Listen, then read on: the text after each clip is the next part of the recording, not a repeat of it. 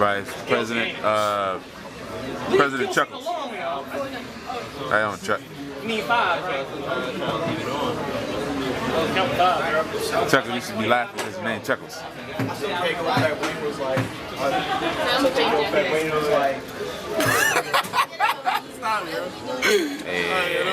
And Chuckles. I didn't look at him, ladies and gentlemen. He's Chuckles.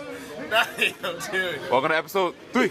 And then the rap battling also comes from a theory or a black culture called the Dudleys.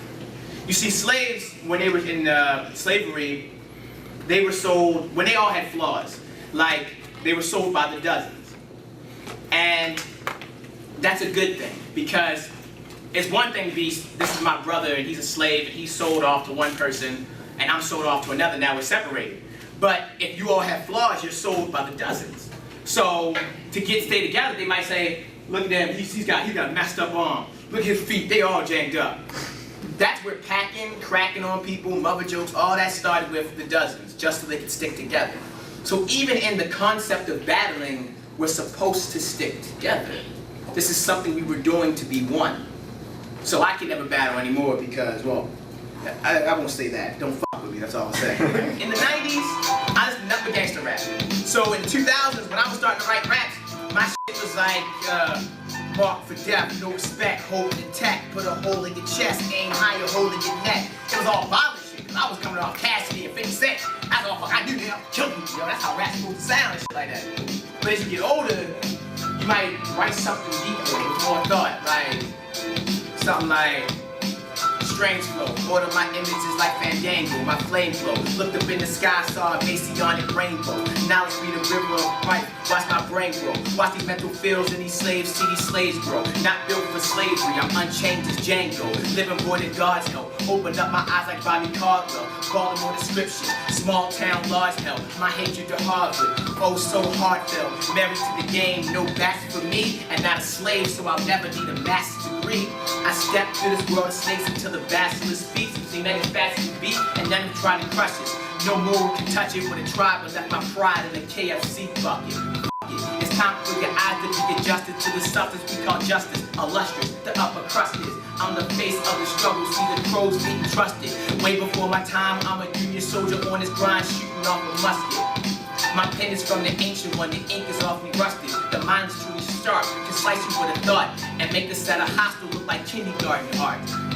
Once you learn a divine way of rhyming, once you find the enlightenment in what you're doing, it becomes more than you did in just the art. It becomes like, this is a soul expression.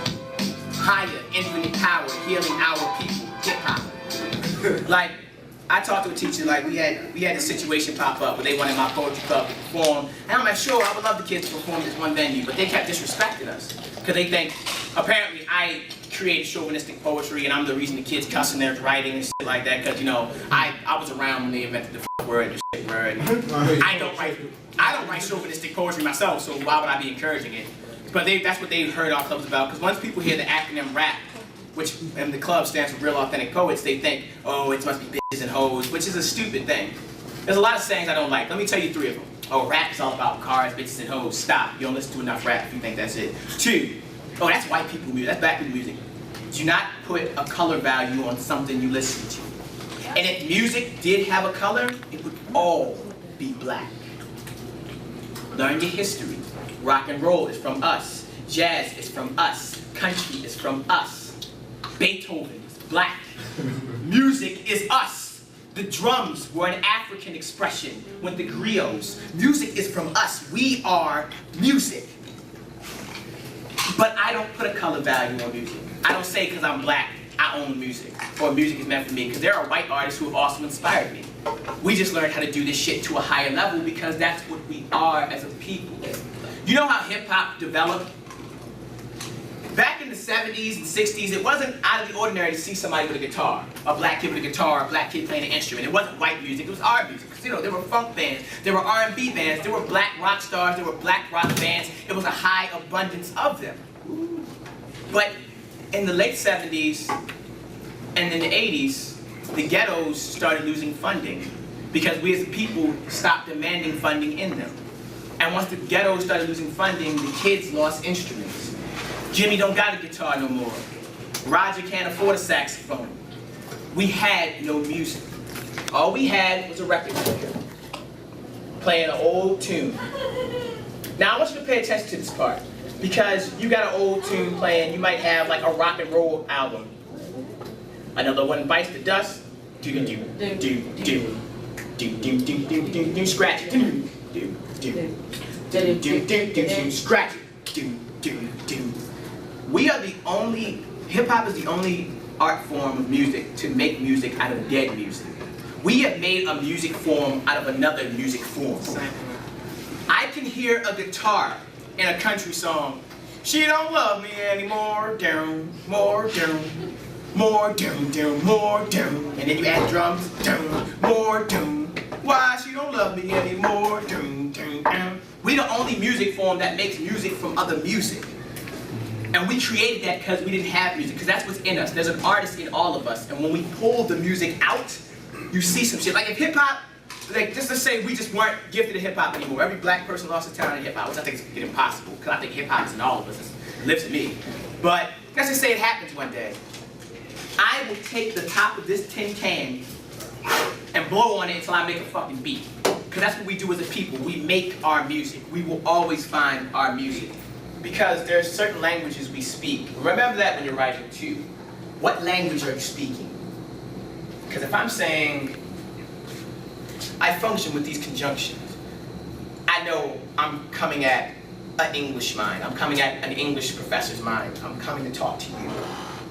Or like, huh? Like those verses raps. Mm-hmm. The nigga and the negus. Negus is an African term, it means king. You are forever fighting with yourself to be a nigga or a negus. I consider myself a nigga and a negus. Because I can be a negus to you. I can come up and tell you, like, yo, my brother, what's good with you?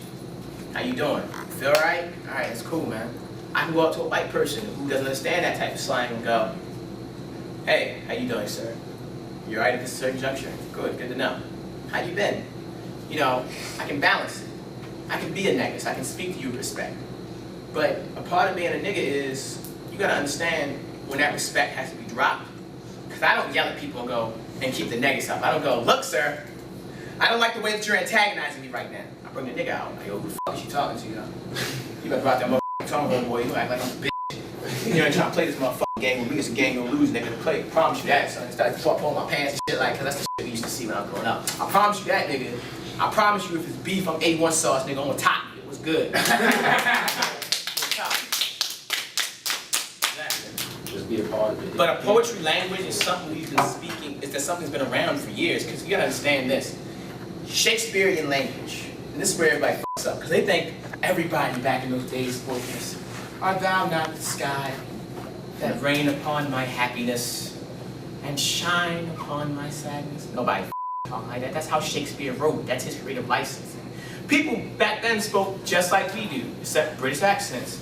Jupiter's cock. It's hot outside. Like, God damn. You think our slang is bad? Like a lot of our provocative jokes, they use the same jokes. Back Exactly. Just in a different vernacular. You are a shameful jackanape. Like, God, just call me a jackanape? You're twice Dudley ass. Yeah, like this show called Game of Thrones. They use like all the curse words we use today. Spartacus. I was blown. I was like, whoa. They all of the words, And like- curse words we use go all the way back. And thirsty? Thirsty? I feel I've entered a room of parched men, seeking water in a desert that has no desire to drench them. God! Shakespeare! She's like, I'm about to use that. If 1,000 swords were to pierce my hide, it would not hurt as much as me to come with thine. Like, did you just diss me in rhyme? Like, oh! Like, I'm like, how you doing, girl? Like, my name is Jacob. To whom did you think was listening to the sentence that you replicated from your mouth? I would be like, someone pick up my soul. You are a foul-mouthed pheasant, whore. And then I'm gonna throw my nigga in there. And a bitch.